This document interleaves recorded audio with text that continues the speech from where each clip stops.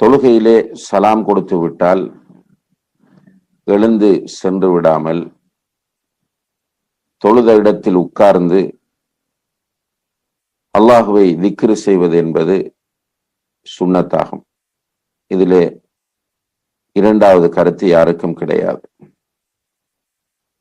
இவ்வாறு உட்கார்ந்து அல்லாஹுவை திக்ரு செய்கிற விஷயத்தில் பல திக்ருகளை நபி ஸல்லல்லாஹு அலைஹி வஸல்லம் அவர்கள் நமக்கு கற்றுத் தந்திருக்கிறார்கள்.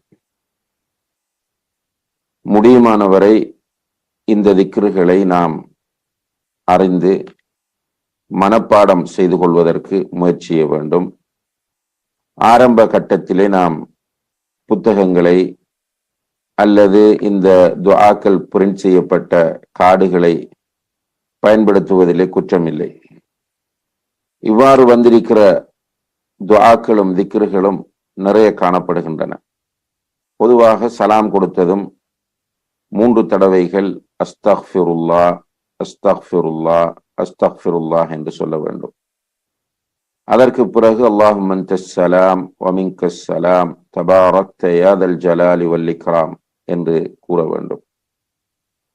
அதனைத் தொடர்ந்து இன்னும் பல திக்ருகள் வருகின்றன. அவற்றை நீங்கள் ஹிஸ்னுல் முஸ்லிம் என்ற புத்தகத்திலோ அல்லது ஏனைய சஹீஹான துஆக்கள் பதிவு செய்யப்பட்டிருக்கிற புத்தகங்களிலோ பார்த்து அறிந்து கொள்ளலாம். இதிலே அன்புள்ள சகோதர சகோதரிகளே, நாம் இந்த திக்ருகளை சொல்லிக்கொண்டு வந்து தொடர்ச்சியாக சுபஹானல்லாஹ் அல்ஹம்துலில்லாஹ் அல்லாஹு அக்பர் என்று சொல்வதும் சுன்னத்தாகும்.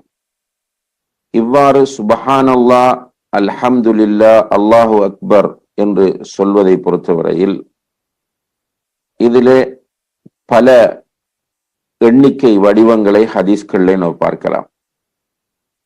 முதலாவதாக சுபஹானல்லாஹ் 33 தடவைகள், அல்ஹம்துலில்லாஹ் 33, அல்லாஹு அக்பர் 33, இறுதியாக லா இலாஹ இல்லல்லாஹு வஹ்தஹு லா ஷரீக லஹு லஹுல் முல்கு வ லஹுல் ஹம்து வ ஹுவ அலா குல்லி ஷைஇன் கதீர் என்று சொல்வது. இவ்வாறு ஒரு மனிதர் செய்தால் அவருடைய பாவங்கள் கடல் நுரையளவு இருந்தாலும் மன்னிக்கப்படும் என்று நபிகள் நாயகம் ஸல்லல்லாஹு அலைஹி வஸல்லம் அவர்கள் சொல்லக்கூடிய ஹதீஸ் சஹீஹ் முஸ்லிமிலே 597வது இலக்கத்தில் பதிவு செய்யப்பட்டிருப்பதை நாம் பார்க்கிறோம். அதே போன்று இன்னும் ஒரு அமைப்பு சுபஹானல்லாஹ் 33, அல்ஹம்துலில்லாஹ் 33, அல்லாஹு அக்பர் 34 தடவைகள் சொல்வது. இவ்வாறு சொல்வது பற்றிய ஹதீஸ் சஹீஹ் முஸ்லிமிலே 596வது இலக்கத்திலே பதிவு செய்யப்பட்டிருக்கிறது. இது இரண்டாவது அமைப்பாகும். மூன்றாவதாக சுபஹானல்லாஹ் 25 தடவைகள், அல்ஹம்துலில்லாஹ் 25, அல்லாஹு அக்பர் 25, லா இலாஹ இல்லல்லாஹ் 25. இவ்வாறு சொல்வது தொடர்பாக வரக்கூடிய ஹதீஸ் திர்மிதியிலே 3413வது இலக்கத்தில் பதிவு செய்யப்பட்டிருக்கிறது. ஷேக் அல்பானி ரஹிமஹுல்லா அவர்கள் இதை சஹீஹ் என்று கூறியிருக்கிறார்கள். அதே போன்று நான்காவது அமைப்பு சுபஹானல்லாஹ் 10 தடவைகள், அல்ஹம்துலில்லாஹ் 10, அல்லாஹு அக்பர் 10. இந்த முறையை சொல்லக்கூடிய ஹதீஸும் திர்மிதியிலே 3410வது எண்ணிலே பதிவு செய்யப்பட்டிருக்கிறது. இதுவும் சஹீஹானது என்று ஷேக் அல்பானி ரஹிமஹுல்லா அவர்கள் கூறுகிறார்கள். இந்த 4 அமைப்புகளில் நாம் விரும்பிய அமைப்புகளிலே சுபஹானல்லாஹ் அல்ஹம்துலில்லாஹ் அல்லாஹு அக்பர் என்பதை சொல்லிக் கொள்ளலாம். பொதுவாக நமக்கு தெரியும், பல வடிவங்கள் வருகிற போது, அதாவது பல அமைப்புகளிலே வருகிற போது மாறி மாறி மிக்ஸ் பண்ணி செய்வது, இன்றைக்கு ஒரு முறை நாளைக்கு அடுத்த முறை, இவ்வாறு மாறி மாறி செய்வது என்பது சிறந்தது என்பதை உலமாக்கள் குறிப்பிடுகிறார்கள். அதை நாம் கவனத்திலே கொள்ள வேண்டும். எனவே ஒரு நாளைக்கு சுபஹானல்லாஹ் 33, அல்ஹம்துலில்லாஹ் 33, அல்லாஹு அக்பர் 33, லா இலாஹ இல்லல்லாஹு வஹ்தஹு லா ஷரீக லஹு என்பதை இறுதியாக சொல்லி முடிப்பது. இன்னும் ஒரு நாளைக்கு சுபஹான் அல்லாஹ் 10, அல்ஹம்துலில்லாஹ் 10, அல்லாஹு அக்பர் 10 என்று மாறி மாறி இவ்வாறு சொல்லப்பட்ட இந்த 4 அமைப்புகளிலே நாம் செய்து கொள்வது சிறந்தது. ஒருவர் ஒரே அமைப்பை தொடர்ந்து பின்பற்றினால் கூட அது குற்றமாகாது என்பதையும் நாம் கவனத்தில் கொள்ள வேண்டும். இந்த சுபஹான் அல்லாஹ், அல்ஹம்துலில்லாஹ், அல்லாஹு அக்பர் சொல்வதை பொறுத்தவரையில் அன்புள்ள சகோதர சகோதரிகளே, ஒவ்வொன்றாக தனித்தனியாக சொல்வது என்பதுதான் பிரபல்யமாக அறியப்பட்டிருக்கிற முறையாகும். அதாவது சுபஹான் அல்லாவை 33 தடவைகள் சொல்லி முடித்துவிட்டு, அல்ஹம்துலில்லாஹ் என்பதை 33 தடவைகள் சொல்லி முடித்துவிட்டு, அல்லாஹு அக்பர் என்பதை 33 தடவைகள் சொல்லி முடித்து, லா இலாஹ இல்லல்லாஹ் என்று சொல்வது அல்லது அல்லாஹு அக்பர் என்பதை 34 தடவைகள் சொல்வது, இவ்வாறு தனித்தனியாக சொல்வதுதான் பிரபல்யமாக நடைமுறையில் இருப்பதும் அறியப்பட்டிருப்பதும் ஆகும். இருந்தாலும் கூட ஷேக் பின் பாஸ் ரஹ்மஹுல்லாஹ் போன்றவர்கள் சொல்கிறார்கள், ஒருவர் சுபஹான் அல்லாஹ், அல்ஹம்துலில்லாஹ், அல்லாஹு அக்பர் என்று சொல்வது இவ்வாறு 33 தடவைகள் சொன்னால் அவருக்கு ஒவ்வொன்றிலும் 33 வந்துவிடும் என்பதை கூறுகிறார்கள். அதுவும் அனுமதிக்கப்பட்டது என்பதை நாம் புரிந்து கொள்ளலாம். இந்த எண்ணிக்கைகளை எண்ணும் போது இந்த தஸ்பீஹ் மணிகளால் எண்ணுவதை அல்லது கற்களால் எண்ணுவதை விட விரல்களால் எண்ணுவதே மிகவும் வலியுறுத்தப்பட்டிருக்கிறது என்பதை நாம் புரிந்து கொள்ள வேண்டும். முஸ்னத் அஹ்மதிலே 27,089வது இலக்கத்திலும், திருமதியிலே 3486வது இலக்கத்திலும் பதிவு செய்யப்பட்ட ஒரு ஹசன் என்ற தரத்தை உடைய ஹதீஸிலே நபி ஸல்லல்லாஹு அலைஹி வஸல்லம் அவர்கள் தன்னுடைய மனைவிமாரை பார்த்து சொல்கிறார்கள், நீங்கள் தொழுது முடித்ததும் தஸ்பீஹ் செய்யுங்கள், அதை உங்களுடைய விரல்களால் அல்லது விரல் நுனிகளால் நீங்கள் செய்யுங்கள், அந்த எண்ணுவதை விரல் நுனிகளால் ஆக்கி கொள்ளுங்கள். ஏனென்றால் நாளை மறுமையிலே அவை விசாரணைக்குட்படுத்தப்படும், அவை பேச வைக்கப்படும் என்று சொன்னார்கள். இந்த விஷயத்தை அதிகமான உலமாக்கள் நமக்கு வலியுறுத்தி இருப்பதை நாம் கவனத்திலே கொள்ள வேண்டும். எனவே விரல்களால் எண்ணுவதுதான் மிகவும் பொருத்தமானதும் சுண்ணாவும் என்பதை நாம் புரிந்து கொள்ள வேண்டும். எனவே இந்த மணிகளை தவிர்த்து கொள்வதற்கு நாம் முயற்சி செய்ய வேண்டும். இவ்வாறு எண்ணுகிற போது வலது கையை முற்படுத்துவதும் சுன்னத்தாகும். பொதுவாக ரசூலுல்லாஹி அலைஹி வஸல்லம் அவர்களுக்கு நல்ல விஷயங்கள் அனைத்திலும் வலதை முற்படுத்துவதே விருப்பத்திற்குரியதாக இருந்தது என்பதை ஹதீஸ்களிலே நாம் பார்க்கிறோம்.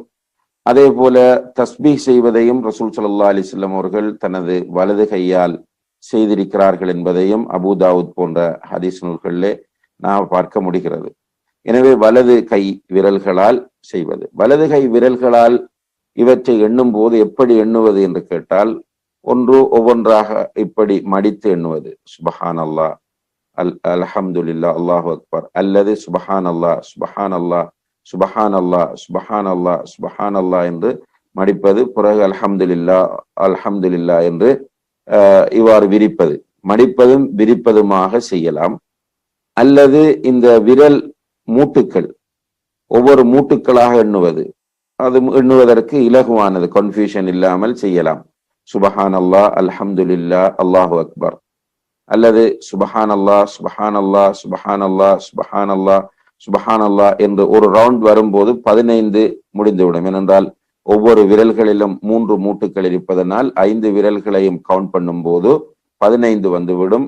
இவ்வாறு 2 டைம்ஸ் செய்தால் 30 வந்துவிடும். பிறகு தனியாக 33 செய்து விடுவது, இவ்வாறும் செய்து கொள்ளலாம் என்பதை நாம் புரிந்து கொள்ள வேண்டும். இதிலே நம்முடைய வசதியை பொறுத்து நாம் செய்து கொள்வதுதான் சிறந்தது. வல்லாஹு தஆலா அலம். அடுத்ததாக அன்புள்ள சகோதர சகோதரிகளே, இந்த தொழுகை முடிந்ததும் செய்யக்கூடிய திக்ருகளிலே ஆயத்துல் குர்சி ஓதுவது தொடர்பாக ஒரு ஹதீஸ் வருகிறது.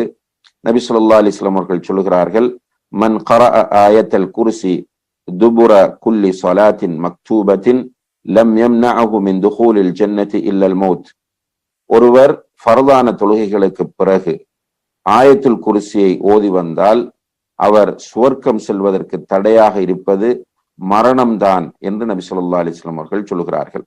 இந்த செய்தி இமாம் நசாயி ரஹ்மஹுல்லாஹ் அவர்கள் தன்னுடைய சுனனுல் குப்ராவிலே 9928வது இலக்கத்திலே பதிவு செய்திருக்கிறார்கள். இதை இமாம் முந்திரி ரஹிமஹுல்லா அவர்கள் தன்னுடைய அத்தர்கீப் வத்தர்ஹீப் என்ற புத்தகத்திலே 2373வது இலக்கத்தில் சஹீஹ் என்று கூறுகிறார்கள். அதே போல இமாம் இப்னு அப்துல் ஹாதி ரஹிமஹுல்லா அவர்களும் அல் முஹர்ரர் என்ற தன்னுடைய புத்தகத்தில் இதை சஹீஹ் என்று கூறுகிறார்கள்.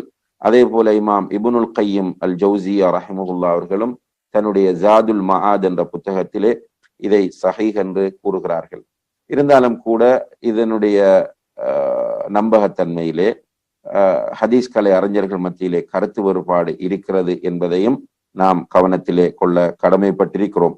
இமாம் இப்னுல் கையிம் அல் ஜௌசியா ரஹிமஹுல்லா அவர்கள் சொல்லுகிற போது அவர்களுடைய ஷேக் ஆகிய இப்னு தைமியா ரஹிமஹுல்லா அவர்கள் இதை எந்த ஒரு தொழுகையிலும் ஃபர்லான தொழுகைக்கு பிறகும் விடாமல் பேணி வந்திருக்கிறார்கள் என்பதை ஜாதுல் மஆதிலே குறிப்பிடுகிறார்கள்.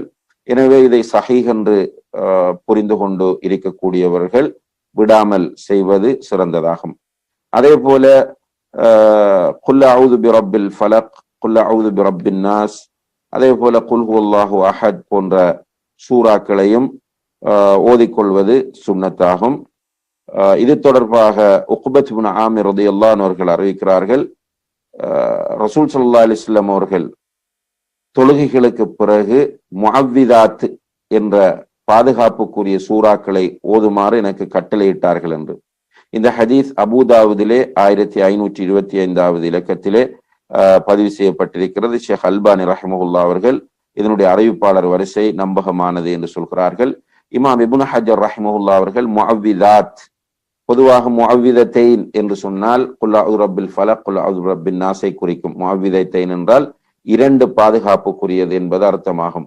முஅவ்விதாத் என்று வருகிற போது பன்மை, அதாவது பல என்று வருகிறது. எனவே இப்னு ஹஜர் அல் அஸ்கலானி ரஹிமஹுல்லா அவர்கள் சொல்கிறார்கள், இந்த முஅவ்விதாத் என்பது குல் ஹுவல்லாஹு அஹதையும் சேர்த்து குறிக்கும் என்று. எனவே ஃபர்லான தொழுகைகளுக்கு பிறகு ஆயத்துல் குர்சி, குல் ஹுவல்லாஹு அஹத், குல் அஊது பிரப்பில் ஃபலக், குல் அஊது பிரப்பின் நாஸ் போன்றவற்றை ஓதிக்கொள்வது சுன்னத்தாகும் என்பதை நாம் கவனத்திலே கொள்ள வேண்டும்.